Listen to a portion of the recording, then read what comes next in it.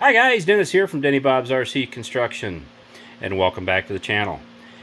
One of the biggest questions I get, or it's a frequent question anyway, is on my conveyors. What do I use for belting and whatnot, and how do I build the conveyors? The thing is, with the conveyors, I've built them several different ways, used several different processes, never used the same process twice, I don't think. Because of the size, dimensions, what I need them to do. But I'll give you kind of a general idea on what I do. So here we go. What I use for the conveyor belting is Treadmill. Now I know a lot of people probably have one of these in their house that is being used as a clothes rack or a clothes drying rack. So and every once in a while, a friend of mine, actually, he found one free if you haul it away. I just buy brand new belting. You can get the belts. Unfortunately, the belts have kind of gone up in price. But one of the things, I basically, like, this is 2 inches wide. You know, a lot of my conveyors are 2 inches. So I will get a belt and I will cut in strips of 2 inches wide, and it will be an endless belt. This is just a piece that I have for doing splicing and probably a remnant or leftover, but just to kind of show you, the nice thing about it is it's really flexible. It's really strong. Now if you could get the correct length for what you want to make, the unfortunate thing is you'd have like 10 belts for that one conveyor. Unless you plan on making a bunch of them, that's fine too. But one of the things I do is at least cut them in 2 inch strips, because that's my most common size. That's the hardest part. There's multiple ways of doing it. I do a straight edge and a razor, and with a board to kind of back it when I cut it. There's other ways of doing it. Set up a jig with a razor blade and then pull it through and rip it that way. Actually, I've seen guys do that, and I'll tell you what, that works pretty slick. But when I need certain lengths, like short conveyors and whatnot, just a big old swing line, heavy duty stapler. I don't even know what, yeah, heavy duty stapler, swing line. Can do up to 160 sheets of paper. That's what I usually do when I am stapling on my little treads. The little cup deals here, there's a double staple in there. Like, this is like 16th inch rubber, and it usually you can buy it in 2 inch wide rolls. You buy it 3 inch, different width rolls, but I just buy 2 inch because most of my conveyors are 2 inch, so it just makes sense. I cut it in like 3/4 inch strips, go through and staple it onto the belting. Another thing I do when I do some of the seams, let's say I've got a belt here, and then I lay the belt up against it, and then I'll put a piece of belting over top. That's one of the things I started doing, is putting it over top and then staple here and staple there. That way there's no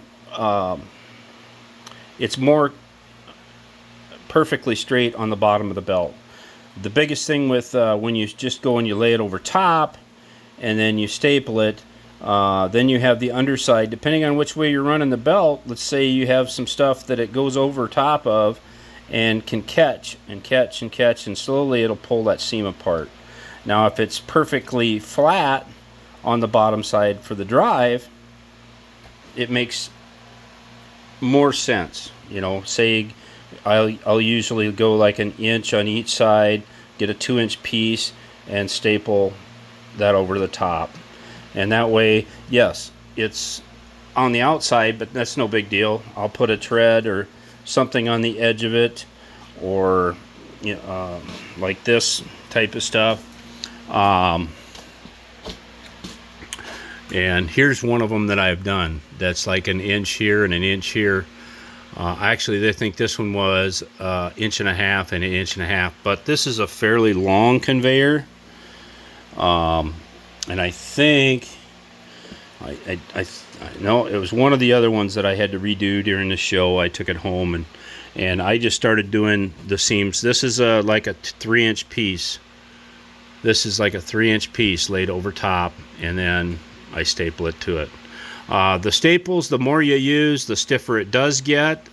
If you can get by with less, that probably, I may have went a little overboard. But, you know, there's not a lot of pull on these, but there is. That, like I said, with that seam does, if you have it underneath and you happen to have it goes over an edge or something, it'll catch every single time. You almost have to make sure you run the belt so that the seam is running the opposite way. But then you go to your driver, and then your driver catches it. So, but it also, every time that seam goes over top of an idler, a tensioner, roller, or whatever, you'll hear it in the motors. They'll grunt because it's the heaviest part of the belt. It'd be cool if you could get seamless belting made specific for what you want. I'm not going to sit around and wait and order a conveyor seamless belt for something and then I end up getting the wrong length or something. Now, if you're making a really long conveyor, the problem with like treadmill belts, a lot of them don't give you dimensions, or they give you dimensions in metric. Then you got to figure it out for yourself, and that's outside circumference, and figure out what your width you need to be. You can probably get a belt for a treadmill that will be exactly what you need for that one conveyor, and you're going to have enough belts for that conveyor for the rest of your life. But if you're going to make multiples or do something like that, different sizes, different variation, like, you know, for my backup pit, it's a different length than my drive over hopper, because my drive over hopper is wider, and it just, they're different lengths, you know. And then when I went and I did the conveyor belt for this short little conveyor underneath this trommel feed hopper, you know, I needed it to a specific length, so I built it my specific length that I needed. And to be honest with you, staples are cheap, and actually if you can get a used treadmill for free, your belt's free. So yeah, the most whole thing is that swing line stapler.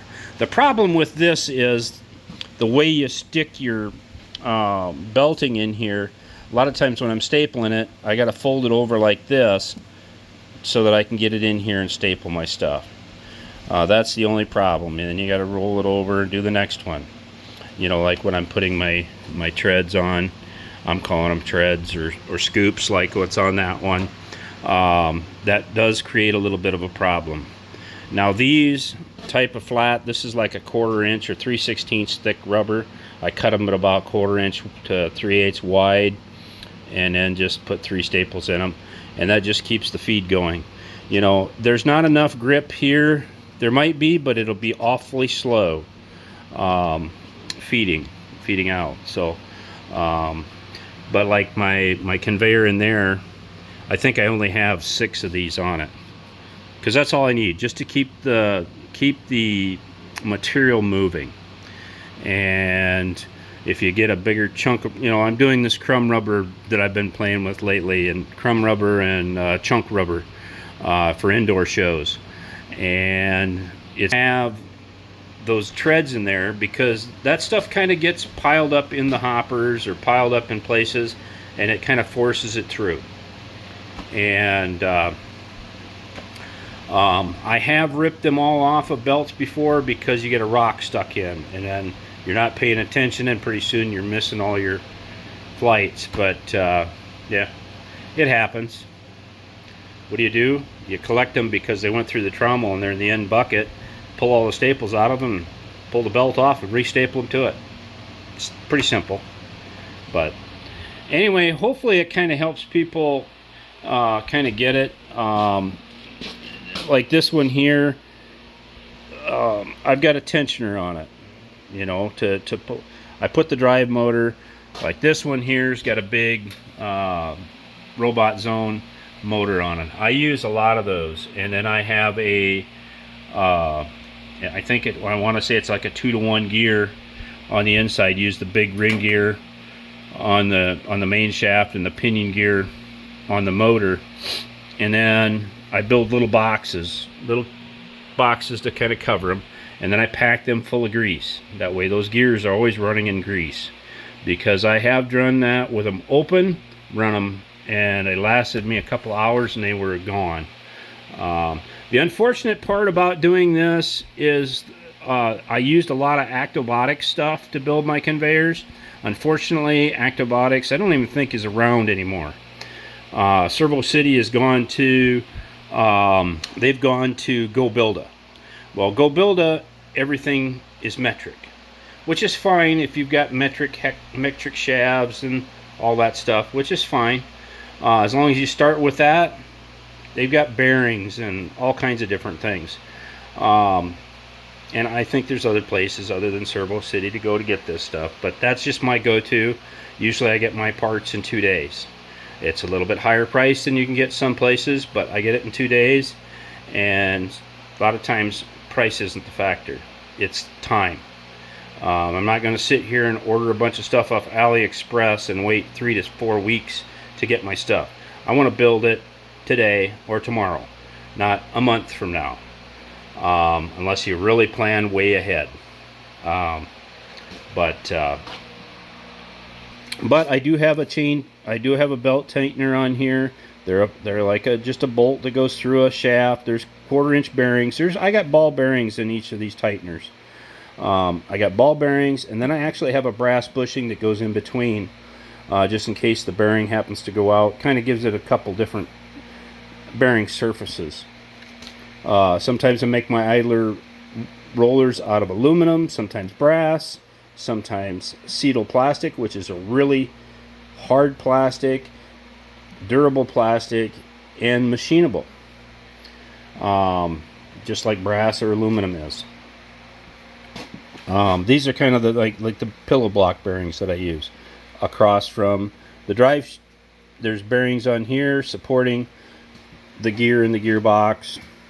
I know some guys use some 90-degree worm gear drive motors. Unfortunately, I have found them a lot of times not powerful enough to power a conveyor. Especially when I was using some different heavier, thicker belting. I might get by with it with this stuff, but when I started, I had some really heavy belting that I was using, and I needed power to drive it. This treadmill belting takes a lot less power, but these conveyors were already built, so I just continue to build them the way I've been. They work. The planetary gear drive motors, the heavy-duty gear drive motors, unfortunately, they're like $40 a piece for the gear drive motors, and then you've got to get the gears and whatnot, so it's a little more expensive to do it my way. But unfortunately, the 90-degree worm gear drive motors, I have yet to find them that are extremely durable and long life. I've used them on different builds and whatnot, and I've kind of gone away from it. If I can figure out a different way to do it, I'll do it. But the planetary gear drive motors, not the spur gear motors, but the planetary gear drive motors seem to last a long time and put out a lot of power. So, that being said, this one here is a little bit different. I actually have like a 48 tooth sprocket here, number 25 chain. This is a 60 RPM planetary gear drive motor. It's got a big heavy motor on it. This is like those Servo City ones, Robot Zone, Servo City, whatever you want to call them. And then they have a planetary gear drive on them in here.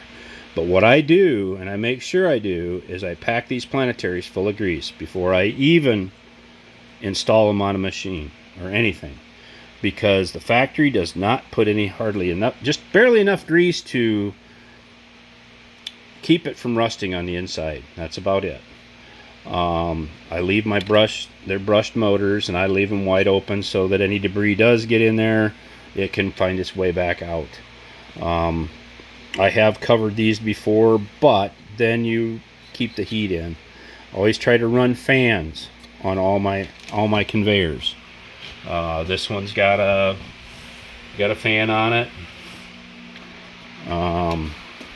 They're 12 volt fans, and it's got a cooling fan on it. I do run cooling fans on all my motors. Electric motors that are running for a constant amount of time, they don't have any built-in. These little gear motors do not have fans in them. You know, not like a big electric motor would be on a grain elevator or a dirt conveyor. An electric motor like that usually have fans built in to keep them cool, or they have the fins on the motors to radiate the heat away. So arm's getting a little tired. Got to keep it below my heart. But anyway, that's kind of my process. There's different ways, different things. I'm not going to share a bunch of links to stuff that I've used, because a lot of the stuff, it's no longer available anyway. So you kind of got to use your imagination, search the internet, find. But Servo City, I've gone to them, and they have a lot of different bearings, but everything is metric now. So I've got a stockpile of stuff that when a bearing goes out in these conveyors, I've got enough parts that I can repair them as needed. But when that stockpile runs out, the thing is most of these I haven't put bearings in them since I built them 4 or 5 years ago. Unless I go in there and I have to replace a belt and I've got it tore apart anyway, to that point, throw a new bearing in. There's no sense in putting it back together and then a bearing go out later. I don't keep the bearings. Once I fold them out of there, I throw them away. But anyway, hopefully this kind of gives some people some ideas on how to build some conveyors. I do have just an end mill, so that I can actually do the slotted holes in the side rails for the adjusters. But I also do run a scraper, especially on the idler roll. I do run a scraper, and it's open here, especially when you're doing dirt or wet dirt or something gets underneath the belt, gets in there, gets on top of that roller, and then when it starts building up clumps and chunks on the roller, creates an issue with the belt getting tight, and it'll get tighter and tighter and tighter. And when that belt starts getting tighter and tighter and tighter, it starts putting more strain on the motor. Not only that, but putting more strain on the seam or the splice in the belt. So that's what I do. This one's got a scraper on it as well, and most of them are spring loaded, so that I can so they've got some spring to them, so they just got some slight tension to them. This one here I think is just a rod that's got a curl on each end, just to keep enough to keep the dirt from building up. Just a light tension. You don't need a lot, because that'll wear out the scraper faster than you need it to. But anyway, I think this kind of concludes the video, guys. If you have any questions, I'll try to answer them best I can, but I think I've covered most of it in this video. So yeah, like I say, I'm not going to share a bunch of links to the stuff that I've used to build these. I get on the internet, eBay or Amazon, and buy scraps of pieces of aluminum, or if somebody's got a sale on some aluminum, there's all kinds of places to get aluminum, or if you want to do it out of steel, then you could weld everything together. Most all my conveyors are made out of the side frames, and the main part of it are all made out of aluminum. This particular one here, underneath this, the whole length of it, between the idler tensioner roll and the drive roll, there is actually a 1/2 by 2 inch aluminum piece going all the way down the whole conveyor. This belt is actually riding right on top of that 1/2 by 2 aluminum. There's no idler rolls or nothing, no bearings and idlers. It actually keeps the material from, I still get a little residual fallback from when the belt comes around. I'll get a little bit underneath it. But when I was using idler rolls this whole length, the problem I had was a lot of material was dropping down through. Now if you've got the skill and you can do the U belting, you know, get them to shape of a U and just carry the material down the center, I guarantee you you'd have to have probably a 3 or 4 inch wide to carry as much material as this 2-inch flat does. Because when these things flip tip up, it carries a lot of material, because the material is actually pushing these up, and then they kind of fall back down, and they clear when they're going through. So figured I'd better cover that as well. Like this one here, there's a 2 by the whole length. It's expensive. It's probably not the cheapest way to build them, but I don't have a TIG welder, or I guess I do have a wire welder, a flux core wire welder, 110 welder, that hasn't probably been used in 4 or 5 years, which the coil of wire that's on it's probably all rusty anyway. But I don't use steel. Aluminum's a lot lighter, a lot easier for me to work with. Drill and tap some holes, big deal. The nice thing about that, any one of these conveyors, I can completely break it down, tear it completely apart, replace any piece that needs to be replaced, if it ever does. It's going to take me a long time to wear through a piece of 6061 aluminum that's 1/2 by 2.